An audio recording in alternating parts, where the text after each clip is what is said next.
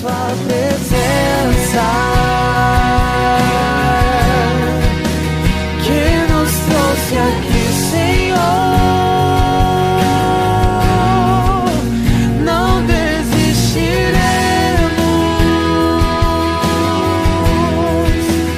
de te perseguir até te encontrar diante da tua glória. Não podemos ficar de pé. Mostra quem tu és, vem nos visitar, nos fazer queimar de novo.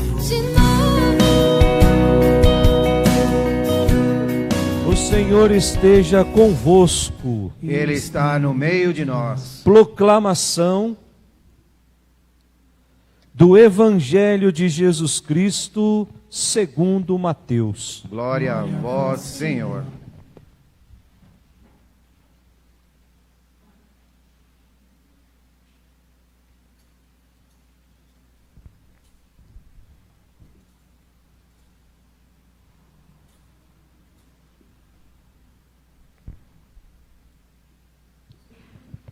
Naquele tempo disse Jesus à multidão: o reino dos céus é como um tesouro escondido no campo. Um homem o encontra e o mantém escondido. Cheio de alegria ele vai, vende todos os seus bens e compra aquele campo. O reino dos céus também é como um comprador que procura pérolas preciosas. Quando encontra uma pérola de grande valor, ele vai, vende todos os seus bens e compra aquela pérola. O reino dos céus é ainda como uma rede lançada ao mar, que apanha peixes de todo tipo. Quando está cheia, os pescadores puxam a rede para a praia, sentam-se e recolhem os peixes bons em cestos e jogam fora os que não prestam. Assim acontecerá no fim dos tempos. Os anjos virão para separar os homens maus do que são justos, e lançarão os maus na fornalha de fogo, e aí haverá choro e ranger de dentes. Compreendestes tudo isso? Eles responderam: sim. Então Jesus acrescentou: assim, pois, todo mestre da lei, que se torna discípulo do reino dos céus, é como um pai de família, que tira do seu tesouro coisas novas e velhas. Palavra da salvação. Glória a vós, Senhor. Como eu amo, Senhor, a vossa lei, vossa palavra. Como eu amo, Senhor, a vossa lei, vossa palavra. Podemos sentar. Caríssimos irmãos que nos acompanham pelas redes sociais, nós estamos meditando as leituras do domingo de número 17. É o título do nosso jornalzinho, 17º domingo do tempo comum. E nesse final de semana, nós somos convidados a fazer uma grande reflexão sobre aquilo que é prioridade na nossa vida. Quais são os valores que dão sentido à minha vida? O que é que eu coloco primeiro na minha vida? Vamos meditar isso a partir da proposta dessas 3 leituras que acabamos de ler. Primeira leitura, tirada lá do livro dos Reis, o capítulo 3. Um dos maiores reis que o povo de Deus já teve foi o rei Davi. Nós já estudamos a eleição do rei Davi. Como é que aconteceu? Era o último, nem o seu pai acreditava nele. Mas foi aquele escolhido para ser o condutor do povo. Então foi um dos maiores reis que o povo já teve, que morreu mais ou menos 1000 anos antes de Cristo. E o reinado de Davi foi um reinado muito fecundo. Davi foi capaz de juntar todo o povo de Deus, que era dividido em 2 tribos, as tribos do norte e as tribos do sul. Ele foi capaz de unificar todas as tribos. Ele fez o povo caminhar na paz, fez o povo caminhar na tranquilidade. Só que chega a hora que o rei Davi precisa sair de cena. E quem assume a condução do povo no lugar do rei Davi é Salomão, que é o seu filho, que ocupa o trono do rei Davi. E Salomão também fez grandes coisas. Uma das coisas mais importantes que Salomão fez foi a construção do templo de Jerusalém. Aqui em São Paulo, um maluco aí resolveu construir uma igreja e disse que é o templo de Salomão. Salomão só fez um templo. Mas Salomão também fez outras coisas. Salomão se preocupou em montar uma corte com pessoas sábias, com pessoas intelectuais. E aos poucos, o reinado de Salomão foi se transformando num viveiro de sabedoria. Olha só que interessante. Ele não se preocupou apenas com uma construção física, com um prédio. Mas ele foi capaz de aos poucos ir colocando gente para ajudá-lo, pessoas sábias, pessoas intelectuais. Mas existia alguma coisa que estava fora de ordem no reinado de Salomão. Até Davi, quem escolhia quem ia ficar no trono era o próprio Deus. E Salomão chegou ao trono por herança. Não recebeu do próprio Deus. Então havia uma grande necessidade e se fazia um grande esforço para sacralizar o poder de Salomão, que não chegou ao trono escolhido por Deus, mas herdou o trono do seu pai Davi. Então essa necessidade de fazer com que o seu reinado fosse um reinado de Deus, demonstrar para todo mundo que ele não chegou somente por herança, mas por vontade de Deus. Então nós temos essa primeira leitura de hoje, em que Salomão tem um sonho, e nesse sonho ele conversa com Deus.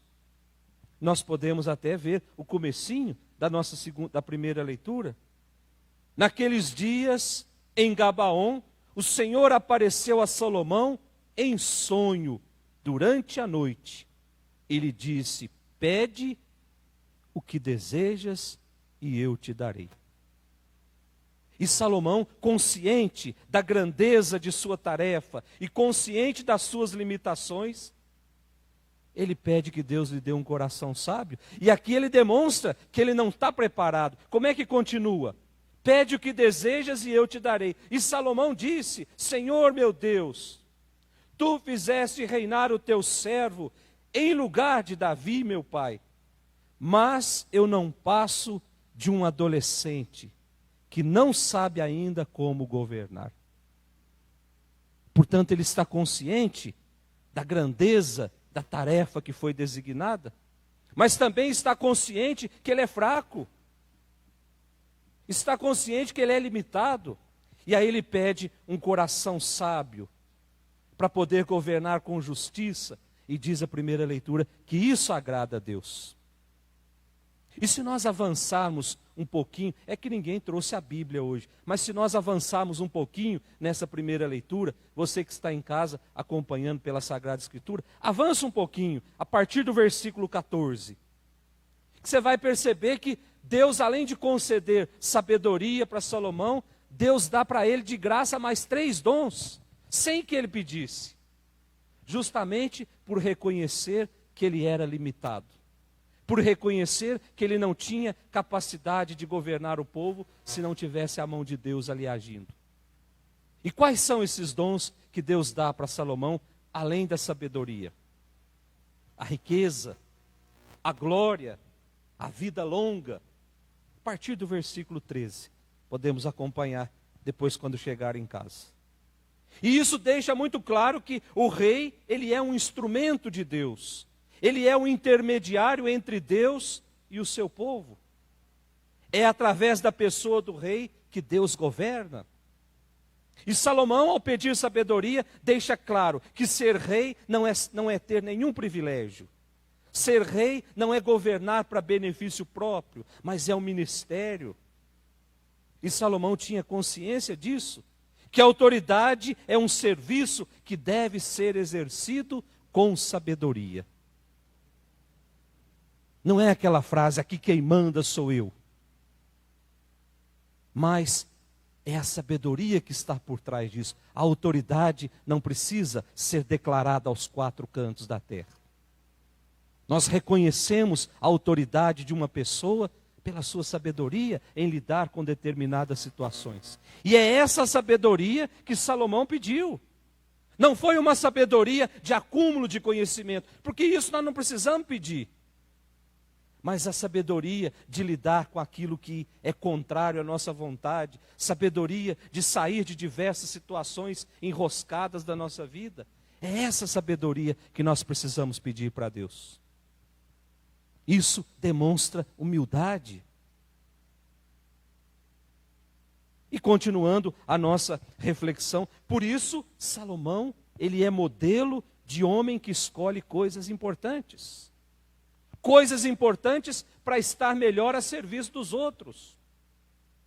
Por isso Salomão é modelo do homem que não se deixa seduzir pelo poder, não se deixa seduzir por coisas grandes, por coisas efêmeras, por coisas passageiras, mas é o homem que confia totalmente em Deus. Ô Senhor, nós estamos aqui, enche o nosso coração de sabedoria, faz com que eu tenha sabedoria de lidar com essa situação difícil que nós estamos vivendo. Depois da nossa segunda leitura, a carta de São Paulo aos Romanos, hoje completa um mês que nós estamos estudando essa carta. Cada domingo um trecho diferente. Hoje é o capítulo 8, versículo 28 até o 30. Que ainda é aquela reflexão sobre a salvação. Que São Paulo está dizendo à comunidade de Roma. A salvação é um dom que Deus nos oferece de graça. E essa salvação, ela chega até nós por Jesus. E essa salvação, ela age dentro de nós pelo Espírito Santo. São Paulo, ao longo desse mês inteiro, está dizendo isso. Então, depois que Paulo convida os cristãos de Roma a viver segundo o Espírito, deixar de lado o homem que vive segundo a carne e viver mais segundo o Espírito. Depois que Paulo vem dizer, porque o Espírito é aquele que intercede na nossa fraqueza, é aquele que leva ao Pai os nossos pedidos, é aquele que nos auxilia. Hoje, São Paulo vem lembrar que Deus tem um projeto de amor para cada um de nós. É por isso que Ele nos oferece a salvação. Se Deus não nos amasse, por que é que Ele quer nos salvar? Quando Deus vai criando o homem, Ele já cria dizendo que o homem foi criado para ser feliz. O homem foi criado para ir para o céu. Então esse projeto de Deus não foi inventado agora. Esse projeto de Deus não é algo casual, mas já estava previsto nos planos de Deus. Então quando dizemos quando nós respondemos sim a esse projeto, nós somos identificados com Cristo. Dizer sim ao projeto de Deus é nos identificarmos com Cristo, é configurar a nossa vida, a vida de Cristo, e aí nós vamos sendo libertos do egoísmo, da injustiça, do pecado, e aí nós vamos chegando a essa vida nova. Não existe vida nova com aquela carretinha atrás que o Paulo tem para puxar as coisas. Não existe vida nova se eu tiver aquela carretinha atrás cheia de pecado. Não existe vida nova se eu não tiver a ousadia de desconectar das coisas desse mundo e me conectar única e exclusivamente em Deus. Não existe vida nova se eu não for capaz de fugir das situações de pecado. Se eu não for capaz de dizer, nesse site eu não entro. Não existe vida nova se eu não for capaz de dizer não. Porque a partir do momento em que eu vou me deixando levar por essas coisas, eu estou atestando que não é Deus que conduz a minha vida, mas é o mundo que conduz a minha vida. Que não é Deus que determina o que é que eu devo fazer, mas são as coisas do mundo que vai determinar. Então, se eu não sou capaz de fazer isso, eu nunca vou abraçar essa vida nova. Eu nunca vou ser um homem novo, um homem liberto do egoísmo, da injustiça, do pecado, das ambições desse mundo. E aí por isso que Paulo termina essa segunda leitura, dizendo que a partir do momento que eu faço tudo isso, aí eu vou chegando a essa vida nova, que é a justificação. Por isso ele fala de sermos justificados nessa segunda leitura. E por fim nós temos o Evangelho, o capítulo 13 do Evangelho de São Mateus.